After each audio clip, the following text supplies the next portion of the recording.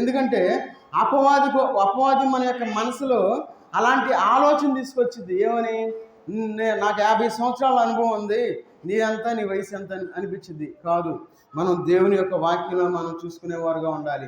మనం ఎక్కడ ఉన్నాం? దేవుని సన్నిధికి, దేవుని యొక్క పర్వతం మీదకి ఎక్కి వచ్చేవారుగా ఉన్నామా? దేవుని యొక్క కిందకి దిగిపోయేవారుగా ఉన్నామా? పాతాళానికి దిగిపోతా ఉన్నామా? మనం ఎంత దూరం దిగిపోయాం మనం పరీక్ష చేసుకునేవారుగా ఉండాలి. చూడండి, నిర్గమాకాండం 32వ అధ్యాయము, నిర్గమాకాండం 32వ అధ్యాయము 1వ వచనం చదవండి.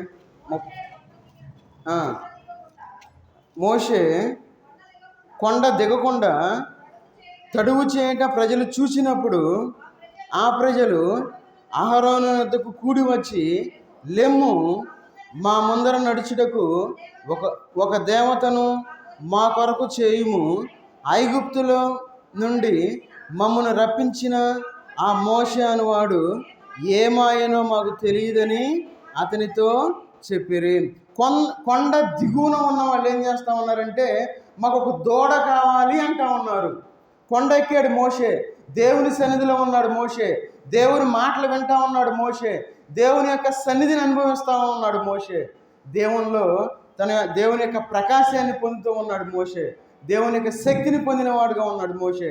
ఎప్పుడైతే కొండ క్రింద ఉన్నవారుగా ఉన్నారో వారు దేవుని యొక్క వాక్యాన్ని వినలేని వారుగా ఉన్నారు. కాబట్టి వారికి ఒక దూడ అవసరమైంది.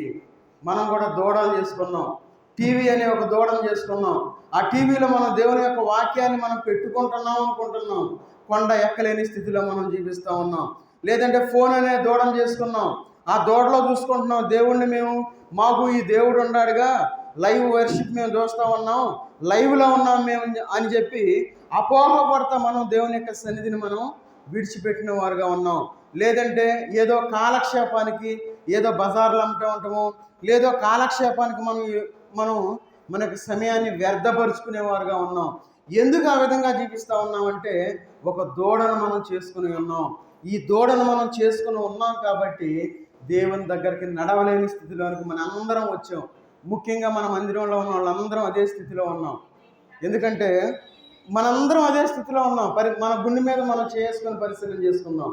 నేను సంఘకోటికి వెళ్తున్నానా? నేను ఎందుకు దేవుని సన్నిధికి వెళ్ళలేకపోతా ఉన్నాను?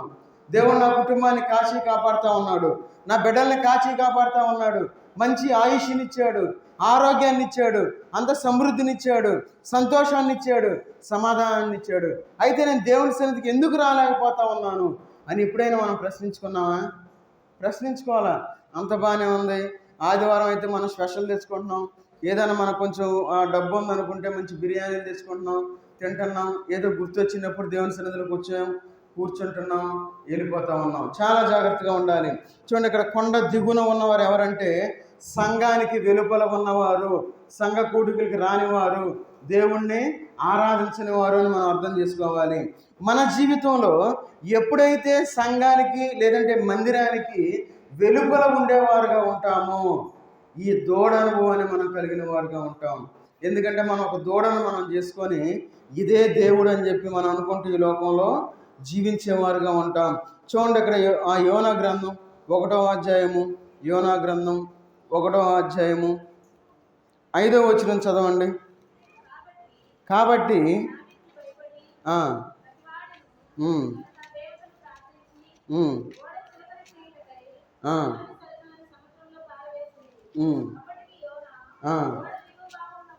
ఓడ దిగువ భాగమునకు పోయి పండుకొని గాఢ నిద్రపోయి ఉండెను. యోనా ఏం చేయాలి? దేవునికి ప్రార్థన చేసేవాడుగా ఉండాలి. యోనా ఏం చేయాలి? దేవుని యొక్క స్వరాన్ని వినేవాడుగా ఉండాలి. యోనా ఏం చేయాలి? దేవుని వైపు చూసేవాడుగా ఉండాలి. మరి యోనా ఇక్కడ ఏం చేస్తూ ఉన్నాడు? చూడండి, అక్కడ చివరి భాగంలో అంటున్నాడు ఏమని? ఆ ఓడ దిగువ భాగమునకు పోయి పండుకొని గాఢ నిద్రపోయి ఉండెను.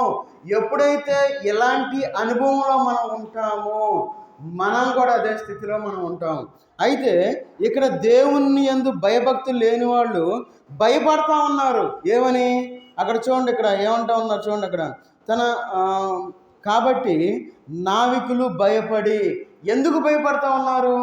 ఈ లోకంలో జరిగే లేదంటే ఆ సముద్రంలో ఆ యొక్క తుఫాను చూసి భయపడతా ఉన్నారు. ఎవరు? దేవుణ్ణి నమ్మని వాళ్ళు భయపడి వాళ్ళ దేవతలకు పూజ చేస్తూ ఉన్నారు, లేదంటే మ్రొక్కుతూ ఉన్నారు. అయితే దేవునికి భయపడవలసిన వాడు ఎక్కడున్నాడు? చక్కగా ఓడ చివరి భాగానికి వెళ్ళిపోయి గాఢ నిద్రపోతా ఉన్నాడు. అదే విధంగా మన యొక్క ఆత్మీయమైన స్థితి ఉన్నది అనే విషయాన్ని మనం మర్చిపోతా ఉన్నాం. యోన అనుకున్నాడు ఏమని? దేవుడు చెప్పాడు, దేవుడి మాట వినకుండా విన్నాడు, తన ఆలోచన చొప్పున వెళ్తా ఉన్నాడు. మనం కూడా ప్రతి ఆదివారం దేవుడి మాట వింటూ ఉంటాం, కానీ మన ఆలోచన చొప్పున మనం వెళ్ళిపోతూ ఉంటాం. యోనా ఏ విధంగా అయితే వెళ్ళిపోతా ఉన్నాడో, యోనా గాఢ నిద్రలోకి వెళ్ళిపోయాడు. మనం కూడా గాఢ నిద్రలోకి వెళ్ళిపోయాం. మనం ఎన్నిసార్లు చెప్పినా అది మనం గ్రహించలేని స్థితిలో మనం ఈ లోకంలో జీవిస్తూ ఉన్నాం. అందుకే ఇక్కడ అంటా ఉన్నారు చూడండి, ఓడ నావికులు భయపడతా ఉన్నారు. భయపడి ప్రతి వాడును తన తన దేవతను ప్రార్థించి ఏం చేస్తున్నారు? ప్రార్థన చేస్తూ ఉన్నారు. ఎవరు? దేవుణ్ణి నమ్మని వారు. మరి మనం దేవుణ్ణి నమ్మిన వారుగా ఉన్నాంగా, మరి మనం నిజమైన దేవుణ్ణి కలిగిన వారుగా ఉన్నాంగా. ఎప్పుడైతే మనం ప్రార్థన చేస్తే మన ప్రార్థనని ఆలకించే దేవుణ్ణి మనం కలిగి ఉన్నాంగా, మరి మనం ఎందుకు ప్రార్థన చేయలేకపోతా ఉన్నాం? ఈ లోకంలో భయంకరమైన పరిస్థితుల్లో ఉంది లోకం. మనం అనుకుంటా ఉన్నాం ఏమనంటే అంతా బాగుంది అనుకుంటున్నాం. లేదు లేదు, అంతా బాగోాల. పరిస్థితి ఎట్లా ఉన్నాయి అంటే ఒకసారి ఆలోచన చేస్తే మనకు అర్థమయ్యిద్ది ఈ లోకం అసలు బాగోాల. చివరి గడియల్లో ఉన్నాం.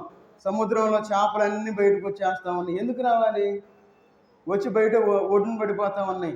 సముద్రంలో పెద్ద పెద్ద చేప జాతికి చెందినవి ఎవరు చూడని కూడా బయటకు వచ్చేస్తూ ఉన్నాయి.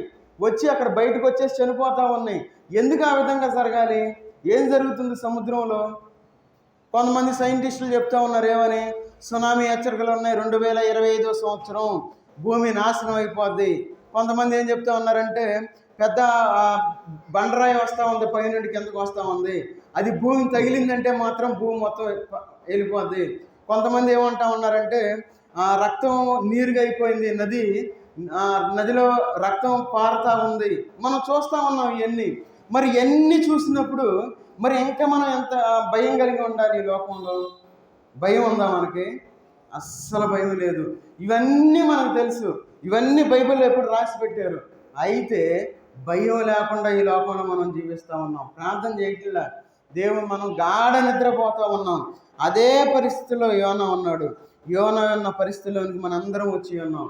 పరిశీలన చేసుకోవాలి, పరీక్ష చేసుకోవాలి. నేను ఏ స్థితిలో ఉన్నా?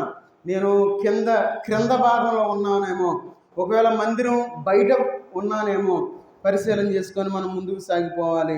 ఎందుకంటే చూడండి, లోకాసు వార్త 10వ అధ్యాయము 30వ వచనంలో ఒక మనుషుడు ఏం చేస్తున్నాడంటే యెరూషలేము నుండి యెరికోకి ఏం చేస్తున్నాడు? వెళ్ళిపోతా ఉన్నాడు. 10:30. అందుకు యేసు ఇట్లా, నేను ఒక మనుషుడు యెరూషలేము నుండి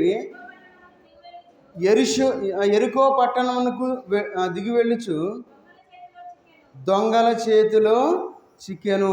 ఈ మనుషుడు ఎక్కడుండాలి? యెరూషలేములో ఉండాలి మనుషుడు. కానీ ఎక్కడికి వెళ్ళిపోతా ఉన్నాడు? యెరికో పట్టణానికి వెళ్తా ఉన్నాడు. యెరికో పట్టణము, యెరూషలేములో తక్కువగా ఉంటాయి అన్నీ. దేవుని సన్నిధిలో యాక్టివిటీస్ ఏమి ఉండవు. దేవుని సన్నిధిలో మనకి ఎంటర్టైన్మెంట్ ఉండదు. దేవుని సన్నిధిలో ఎట్లా ఉంటుందంటే మనకి హెచ్చరికలే ఉండేది దేవుని సన్నిధిలో. అయితే ఈ హెచ్చరికల నుండి మనం ఏం చేస్తామంటే ఈ యెరికో పట్టణానికి, లోకానికి మనం వెళ్ళిపోతూ ఉంటాం. అదే పరిస్థితుల్లో ఉన్నాడు ఈ మనుషుడు. ఈ మనుషులు ఏం చేస్తూ ఉన్నాడు? దొంగల చేతిలో చిక్కెను. మనం శ్రమల్లో ఎందుకు పడతా ఉన్నాం?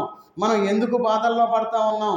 మనం అనారోగ్య పరిస్థితుల్లోనికి ఎందుకు వెళ్ళిపోతూ ఉన్నాం? మనం దిక్కుతోచని స్థితిలోనికి మనం ఎందుకు వెళ్ళిపోతూ ఉన్నామంటే యెరూషలేము నుండి మనం యెరికో పట్టణానికి వెళ్ళాలని చెప్పి ఆశపడుతూ ఉన్నాం. కాబట్టి మన యొక్క జీవితంలో ఆ విధంగా జరుగుతూ ఉంది.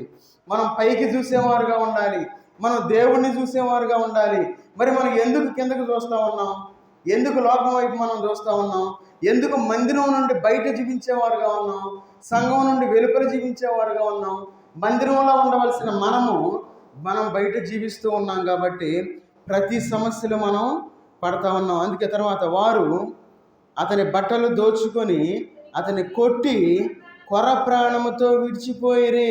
మన రక్షణ వస్త్రం ఏమైంది?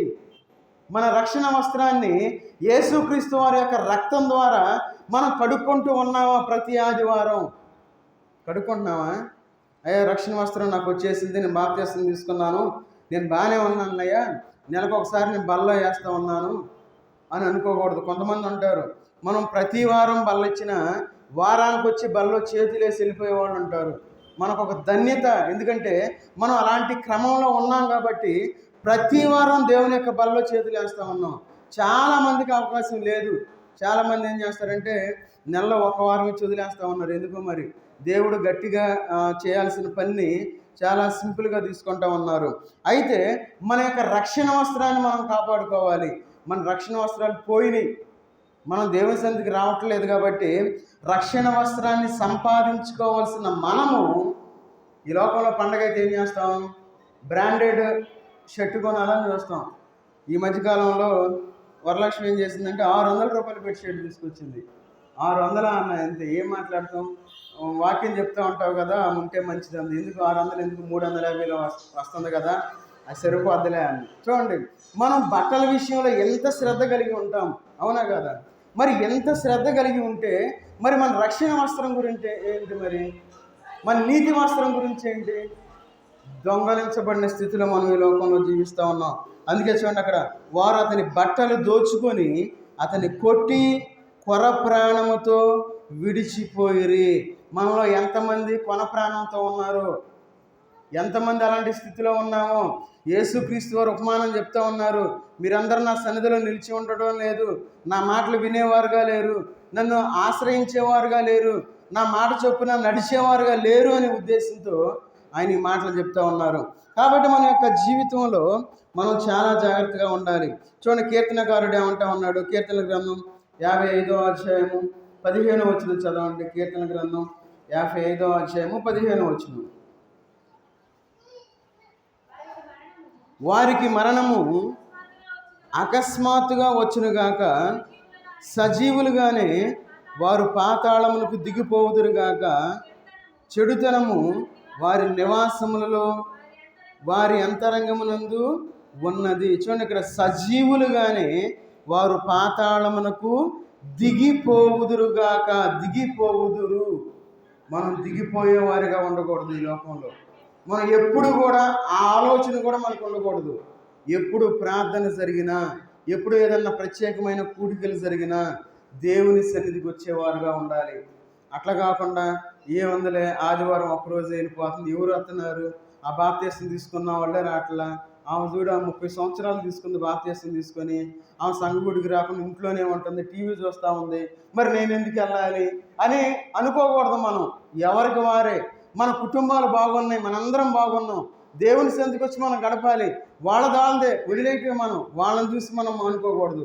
ఈ లోకంలో మనం దిగిపోయేవారుగా ఈ లోకంలో మనం జీవించకూడదు. అందుకే చూడండి, ఇక్కడ ఎఫెసు సంఘం వాళ్ళకు కూడా చెప్తా ఉన్నారు. ప్రకటన గ్రంథం 2వ అధ్యాయము 5వ వచనం చదవండి. ప్రకటన గ్రంథం 2వ అధ్యాయము 5వ వచనం. నీవు ఏ స్థితిలో నుండి పడితివో అది జ్ఞాపకము చేసుకొని చాలు. మనం ఏ స్థితిలో ఉన్నాం, ఏ స్థితి నుండి పడితివో, పడిపోయిన స్థితిలో మనం ఉండకూడదు. యేసుక్రీస్తు దేవుడు ఎఫెసు సంఘాన్ని అడుగుతూ ఉన్నాడు, ఏమని?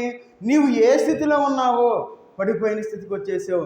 మనం ఏ స్థితిలో ఉన్నాం? మనం రక్షణలో ఉండవలసిన మనము, దేవుని సన్నిధిలో గడపవలసిన మనము, మన యొక్క రక్షణ వస్త్రాన్ని కాపాడుకోవాల్సిన మనము, మన కుటుంబాన్ని కట్టుకోవాల్సిన మనము ఏ స్థితిలో ఉన్నాం మనం? అందుకే ఎఫెసు సంఘానికి ఇక్కడ అంటా ఉన్నాడు. తర్వాత చదవండి నెక్స్ట్.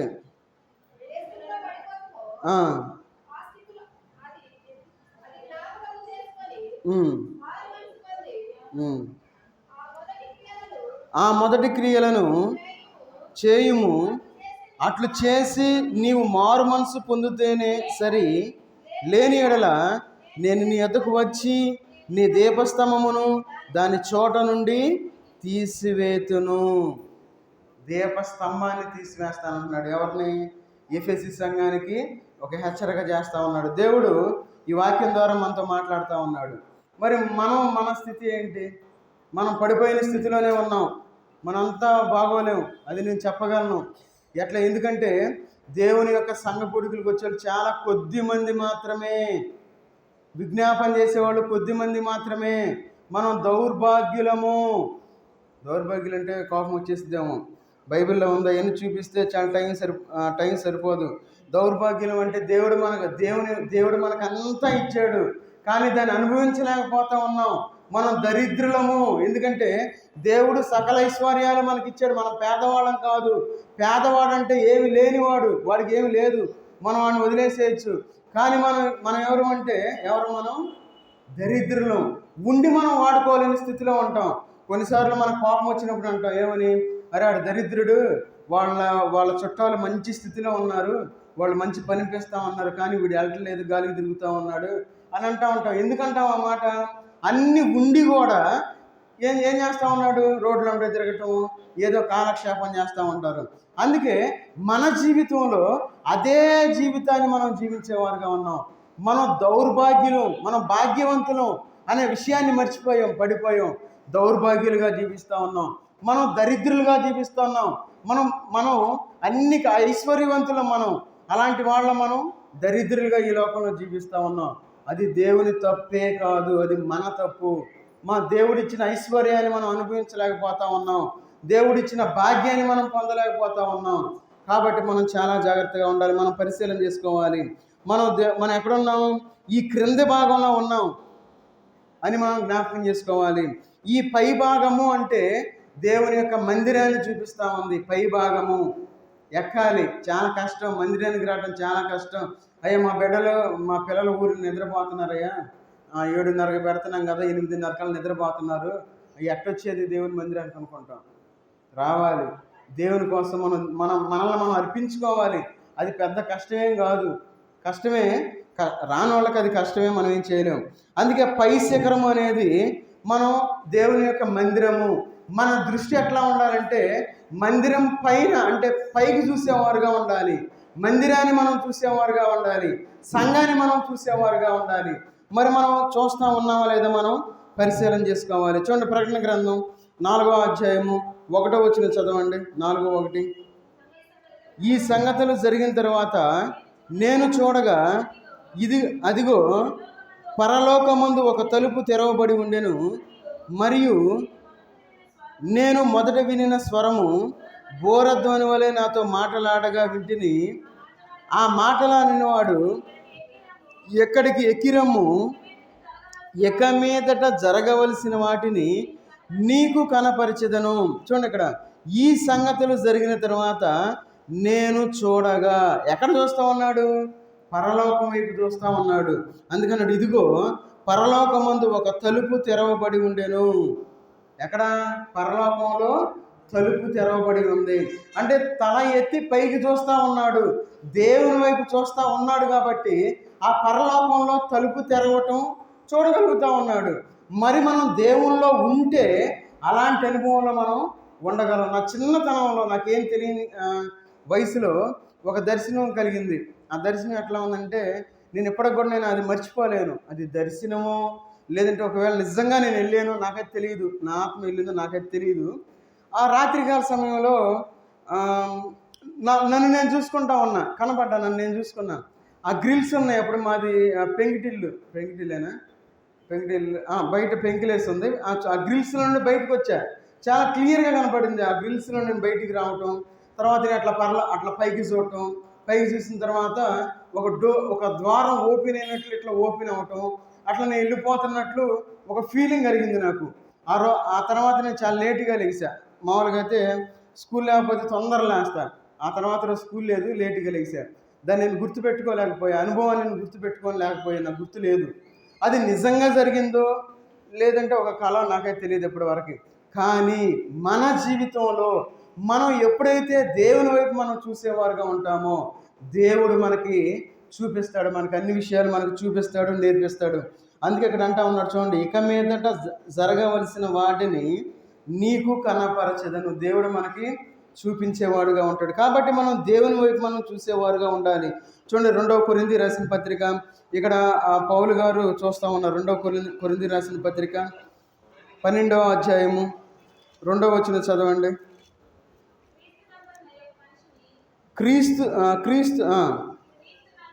క్రీస్తు నందున్న ఒక మనిషిని నేను ఎరుగుదును, అతడు 14 సంవత్సరముల క్రిందట 3వ ఆకాశమునకు అతడు శరీరముతో కొనుపోబడును, నేను ఎరుగను. శరీరం లేక కొనిపోబడును, నేను ఎరుగను. అది దేవునికే తెలియను. ఇక్కడ పౌలు గారు తన యొక్క దర్శనం గురించి చెప్తా ఉన్నాడు. అది ఆయన చెప్తా ఉన్నాడు, చూశాడు కాబట్టి చెప్తా ఉన్నాడు. ఏమని? క్రీస్తునందున్న ఒక మనిషిని నేను ఎరుగుదును. ఎవరై ఉంటారు ఆ మనుషుడు? ఎవరై ఉంటారు ఈ మనుషుడు? చెప్పండి. ఆల్రెడీ ఆ మనిషి గురించి నేను మాట్లాడాను ఒకసారి. మీకు ఒక్కసారి నేను ఆ మనిషి ఫలానా వ్యక్తి అని కూడా మీకు చెప్పాను నేను.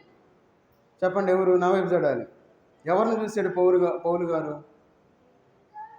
కాళ్ళు అట్లా పెట్టకూడదు, లేదంటే అమ్మ పైన కూర్చోమ్మ, ఎందుకంటే దేవుని సన్నిధిలో చాలా జాగ్రత్తగా ఉండాలి. ఒకసారి ఏమైందంటే అమ్మ యెహోవా నిసికి వెళ్ళింది. కింద కూర్చొని ఒక్క కాలు కొంచెం నొప్పి ఉండటం వల్ల సాపింది అంతే.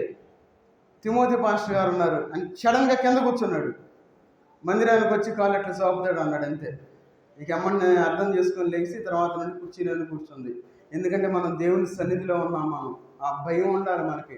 అట్లా కాకుండా మన ఇష్టానుసారంగా మనం కూర్చోకూడదు. సరే, టాపిక్ డివైడ్ అయిపోతే టైం కూడా మనకు సరిపోతుంది. సరే, మన జీవితంలో ఇక్కడ 2 కొరింథీ పత్రిక 12వ అధ్యాయం 2వ వచనంలో క్రీస్తునందున్న ఒక మనుష్యుని నేను ఎరుగుదును. ఎవరు అసలు అతను? పెద్దగా చెప్పాలి. మీరు బైబిల్లో పైన కింద మీరు ఎంత చదివినా అర్థం కాదు. అపోస్తలుడైన పౌలు గారు దేవునిలోనికి రావడానికి ఒకే ఒక మనుషుడు తెలుసు. ఎందుకంటే మొదటి హతసాక్షి ఎవరు? స్టెఫెన్ చనిపోవటాన్ని దగ్గరను చూసి సాక్ష్యం చెప్పిన వ్యక్తి ఎవరంటే పౌలు గారు. ఫలానా వ్యక్తి అని చెప్పలా మనకి ఇక్కడ. కానీ ఇక్కడ అంటా ఉన్నాడు ఏమని? క్రీస్తునందున్న ఒక మనుష్యుని నేను ఎరుగుదును. అతను క్రీస్తు కోసం మరణించాడు. ఆయన శ్రమ పెట్టబడ్డాడు, ఎంతో హింసపడ్డాడు, కొట్టి చంపారు. అతను నాకు తెలుసు అని అతని గురించి చెప్తా ఉన్నాడు. అతని గురించే చెప్తున్నాడని గ్యారంటీ ఏందని కొంచెం జ్ఞానం కలిగిన వాళ్ళకి ప్రశ్న వచ్చింది. కొంతమంది అనుకుంటారు, అతి తెలివి కలిగిన వాళ్ళు ఏమనుకుంటారంటే బైబిల్లో లేదు కదా, ఎందుకు ఎట్లా చెప్పాలి అనుకుంటారు. లేదు, మనం అర్థం చేసుకోవాలి. దేవుని జ్ఞానాన్ని మనం తెలుసుకుని ఉంటే మనకు అర్థమైంది. సరే, ఈ క్రీస్తునందున్న ఒక మనిషిని నేను ఎరుగుదును, అతడు 14 సంవత్సరాల క్రిందట 3వ ఆకాశమునకు కొనిపోబడెను. 3వ ఆకాశాన్ని చూశారు ఎవరు? పౌలు గారు చూశారు. చూడండి ఎలాంటి అనుభవం. ఈ 14 సంవత్సరాల తర్వాత ఈ మాట చెప్తా ఉన్నారు. సహజంగా ఈ లోకంలో మనం చూసే బోధలు ఎట్లా ఉన్నాయంటే దేవుని నేను చూశానని చెప్తారు కొంతమంది. చెబుతారు కదా, దేవుని నేను చూశాను. మరి అపోస్తలుడైన పౌలు గారు 3వ ఆకాశాన్ని చూసి 14 సంవత్సరాలు ఎందుకు ఆగాలి? ఎందుకు చెప్పట్లా? అప్పట్లో కూడా అందరూ అంతే అనుకున్నారు. ఏంది, నేను దేవుణ్ణి చూశాను, దేవుడు నాతో మాట్లాడాడు, దేవుడు నన్ను నడిపించాడు, దేవుడిని ఇంటికి వెళ్ళమన్నాడు, నీతో మాట్లాడమన్నాడు, ఇవన్నీ అట్లా చెబుతూ ఉన్నారు. వీటన్నిటిని విని పౌలు గారు చెప్పాడు, ఒక హెచ్చరిక చేశాడు. ఏమని? అమ్మా, నేను 14 సంవత్సరాల క్రితమే నేను ఈ దర్శన అనుభవాన్ని నేను కలిగి ఉన్నాను. నాకు ఇంకా చాలా అనుభవాలు ఉన్నాయి, కానీ నేను చెప్పటం లేదు. ఎందుకు చెప్పటం లేదంటే మీరు తర్వాత చదువుకోండి, తర్వాత మీరు ఆ అధ్యాయం మొత్తం చదువుకొని మీకు అర్థమైంది. కాబట్టి మనం ఏం చేయాలంటే మనం దేవుణ్ణి మనం చూసేవారుగా ఉండాలి. ఎప్పుడైతే మనం అలాంటి అనుభవంలో ఉంటామో మన యొక్క జీవితాలు మనకి బాగుపడేదిగా ఉంటాయి. చూడండి, జక్కయ్య చాలా పొట్టివాడు, అందరూ చెప్పుకుంటా ఉన్నారు. ఏమని? యేసుక్రీస్తు వారు అబ్బా చక్కగా మాట్లాడుతూ ఉన్నారంట, ఆయన మాటలు వింటే అసలు ఎవరైనా సరే స్టన్ అయిపోవాలి, ఆగిపోవాలి, అసలు అంత చక్కగా మాట్లాడుతూ ఉన్నాడు, ఆయన అనేకమైన అద్భుత కార్యాలు చేస్తూ ఉన్నాడు, అసలు ఒక్కసారి ఆయన దగ్గరికి వెళ్తే అద్భుత కార్యాలు చూడవచ్చు, తర్వాత ఆశ్చర్య కార్యాలు చూడవచ్చు, చక్కగా ఆయన భోజనం పెడతా ఉన్నాడు అని చెప్పి విన్నాడు. ఎవరు? జక్కయ్య అన్నాడు. జక్కయ్య చూస్తేనేమో చాలా పొట్టివాడు. మరి ఏం చేయాలి ఇప్పుడు? చెట్టు ఎక్కాలి. పొట్టు అతను చెట్టు ఎక్కాలంటే కష్టపడాలిగా. ఊరిని ఎక్కుతాడు చెట్టు? ఎక్కలేడుగా. చూడండి దేవుని యొక్క వాక్య భాగం చూద్దాం. లోకాసు వార్త 19వ అధ్యాయము, లోకాసు వార్త 19వ అధ్యాయము 4వ వచనం చదవండి. ఆ త్రోవన రానయుండెను గనుక అతడు ముందుగా పరిగెత్తి ఆయనను చూచుటకు ఒక మేడు చెట్టెక్కెను. చూడండి, దేవుణ్ణి చూడాలి అంటే ఎక్కే అనుభవాన్ని మనం కలిగి ఉండాలి. జక్కయ్య యేసుక్రీస్తు వారిని చూడాలి అనుకున్నాడు, మేడి చెట్టు ఎక్కాడు. మరి మనం దేవుని సన్నిధికి వచ్చేవారుగా ఉండాలి. చూడండి 9వ వచనం చదవండి. 19:9. ఇతడును అబ్రహాము కుమారుడు కనుక నేడు ఈ ఇంటికి రక్షణ వచ్చి ఉన్నది. జక్కయ్య ఎప్పుడైతే ఆ చెట్టు ఎక్కి ఉన్నాడో దేవుడు జక్కయ్యని పరిశీలించి ఆ యొక్క జక్కయ్యని దిగిరా అని చెప్పి నేడు రక్షణ వచ్చినది అని చెప్పి ఉన్నాడు. మరి మనం ఎన్నో సంవత్సరాల నుండి దేవుని సన్నిధికి వస్తూ ఉన్నాం. ఎందుకు వస్తూ ఉన్నాం? రక్షణ పొందడానికి వస్తూ ఉన్నాం. మరి మనం రక్షించబడ్డామా? పరీక్ష చేసుకోవాలి. ఎంతమంది రక్షణ పొందారు? ఎంతమంది రక్షణ పొంది ఆరాధన చేసేవారుగా ఉన్నారు? ఎంతమంది రక్షణ పొంది బలలో చేతులు వేసేవారుగా ఉన్నారు? ఎప్పుడైనా మనం ప్రశ్నించుకున్నామా? ఏముందులయ్యా, వస్తున్నాము వెళ్తున్నాము, ఏమి దేవుడికి తెలుసు. బైబిల్లో చాలా క్లియర్గా ఉంది. మనిషి పుట్టిన తర్వాత చనిపోయిన తర్వాత మనిషి ఏమవుతాడు, మనిషి చనిపోయిన తర్వాత తీర్పు జరిగిన తర్వాత ఏమైంది, చాలా స్పష్టంగా చెప్తా ఉన్నారు బైబిల్లో. తర్వాత దేవుడు పరలోకాన్ని గురించి కూడా చాలా స్పష్టంగా రాయించాడు దేవుడు. కాబట్టి అది మన దాకా రాలా, అంటే మనం దాన్ని పొందలేకపోయాం. దేవుడు హనోకు చేత కొన్ని గ్రంథాలు రాపించాడు. ఎజ్రా చేత 243 గ్రంథాలు రాపించాడు. ఎజ్రా గ్రంథంలో యేసుక్రీస్తు వారి పేరు కూడా రాయించాడు అక్కడ. తర్వాత the book of Adam and Eve అనే పుస్తకంలో యేసుక్రీస్తు వారు ఎట్లా వస్తారు, మనం పాపాల నుండి ఎట్లా రక్షించబడతాం, మన యొక్క రక్షణ ప్రణాళిక అక్కడే చేయబడింది. మరి ఎంత ప్రణాళిక, ఎంత ప్లానింగ్ ఉన్న రక్షణ మనం ఎందుకు పొందలేకపోతా ఉన్నాం? వస్తున్నాం వెళ్తున్నాం, బాప్తీసం తీసుకోవట్లా, బాప్తీసం తీసుకోవాలని ముందుకు వస్తున్నాం, మళ్ళీ వెనక్కి వెళ్తా ఉన్నాం. ఎందుకు ఒక అడుగు ముందుకి ఒక అడుగు వెనక్కి వేస్తూ ఉన్నాం? పరిశీలన చేసుకోవాలి. రక్షణ పొందాలి. జక్కయ్య తన యొక్క జీవితంలో చెట్టెక్కాడు, దేవుణ్ణి యేసుక్రీస్తు వారిని చూశాడు, రక్షణ పొందాడు, దేవుళ్ళలో నడిపించబడ్డాడు. మరి ఎన్నో సంవత్సరాలు అయ్యింది. మరి మనం ఎందుకు బాప్తీసం తీసుకోవాలి? మనం కూడా ఈ లోకంలో ఏదో నామకార్థంగా ఈ లోకంలో మనం జీవించేవారుగా ఉన్నాం. పరిశీలన చేసుకోవాలి, పరీక్ష చేసుకోవాలి. చూడండి, జక్కయ్య ఏ విధంగా అయితే ఆ యొక్క చెట్టు ఎక్కి ఉన్నాడో అదేవిధంగా మనం మందిరంలోనికి వచ్చి దేవుని యొక్క సన్నిధిలో మనం గడపాలి. అందుకే క్రైస్తవులుగా రక్షణ పొందిన వారుగా మన జీవితంలో మనం ఏం చేయాలంటే పైనున్న వాటిని మనం వెతికేవారుగా ఉండాలి. మనం ఈ లోకాన్ని వెతికేవారుగా ఉంటే మనం దేవుణ్ణి చూడలేం, పైకి చూడలేం. అందుకే చూడండి, కొలస్సీలకు రాసిన పత్రిక 3వ అధ్యాయము, కొలస్సీలకు రాసిన పత్రిక 3వ అధ్యాయము 1-2 వచనాలు చదవండి. మీరు క్రీస్తుతో కూడా లేపబడిన వారైతే పైనున్న వాటినే వెతకుడి. చాలు.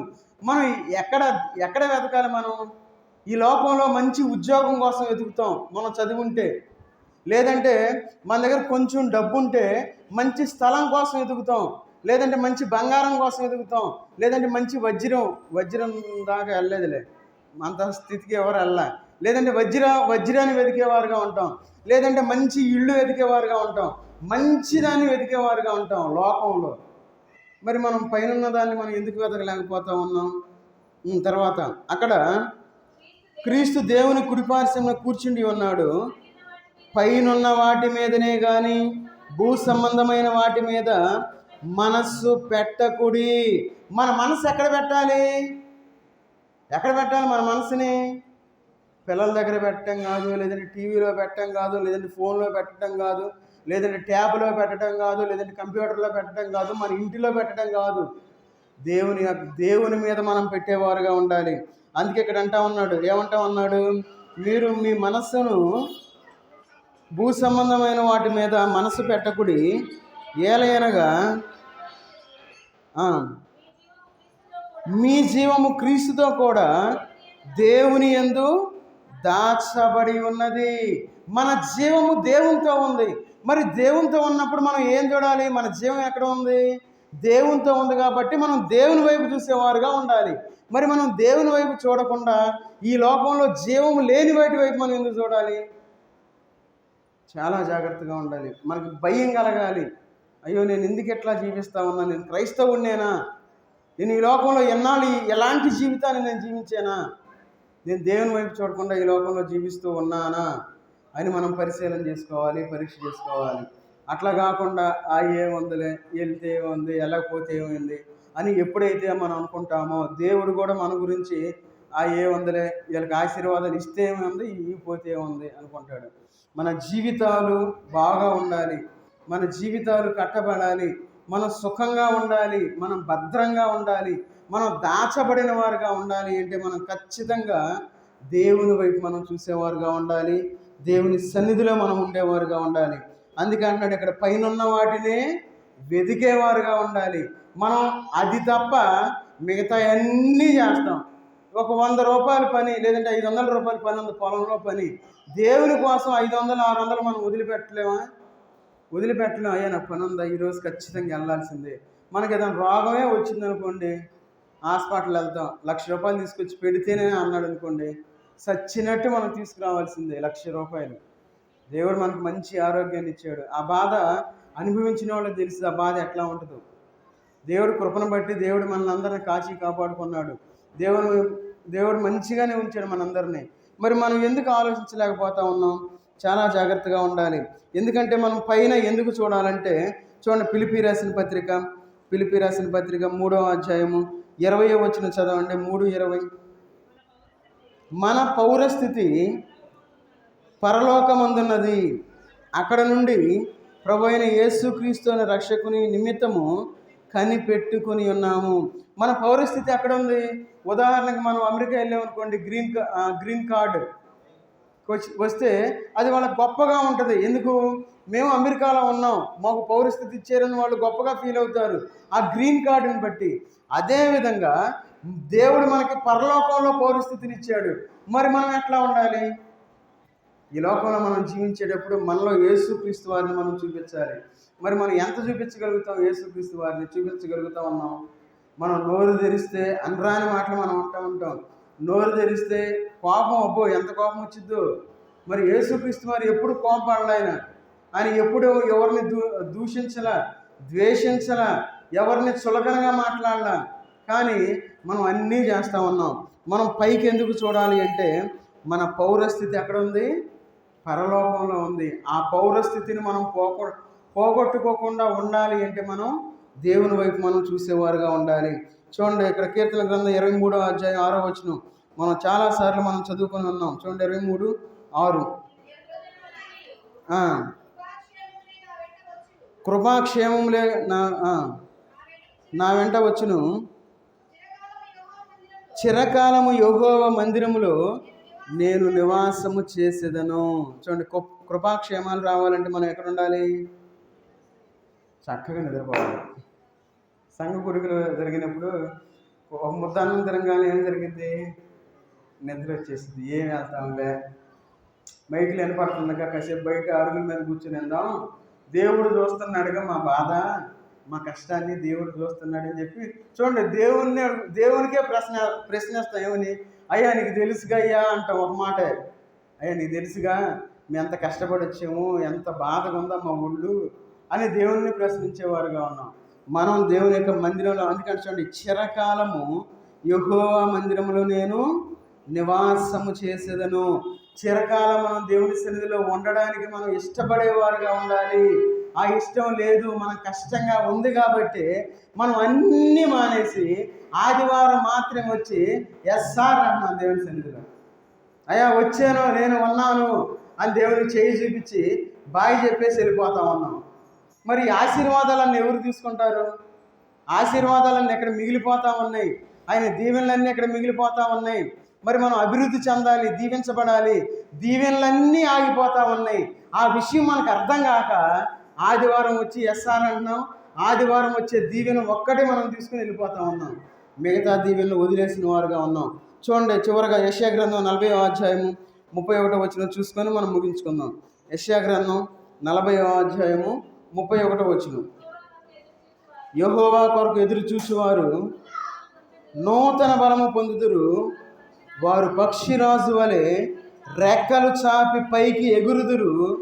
అలయక పరిగెత్తుదురు, సొమ్మసిల్లక నడచిపోవుదురు.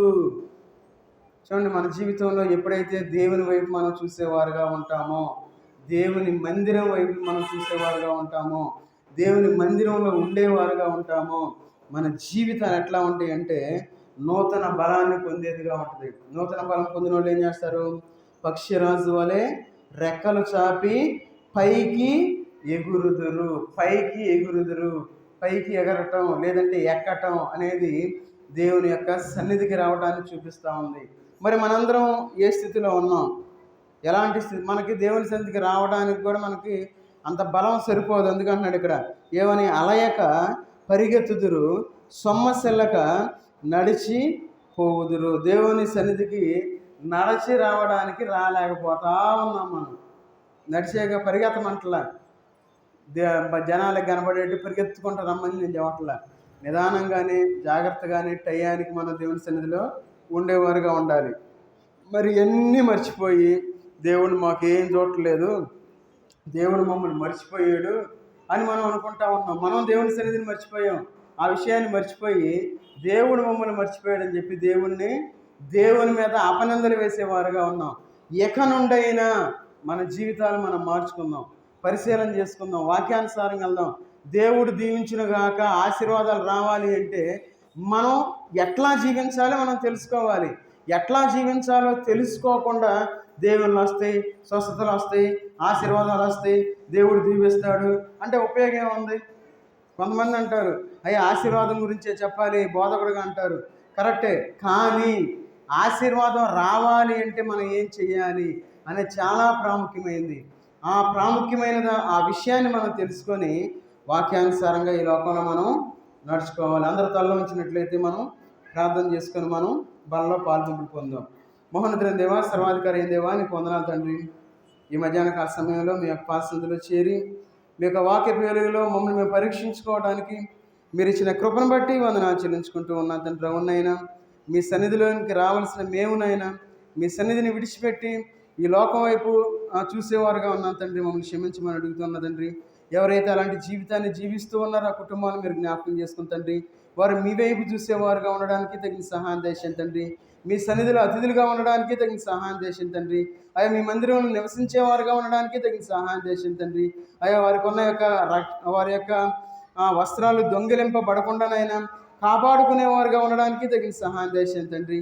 అవునైనా మా యొక్క పౌరస్థితి పరలోకమందున్నదని చెప్పి మీరు సెలవిస్తూ ఉన్నారు తండ్రి.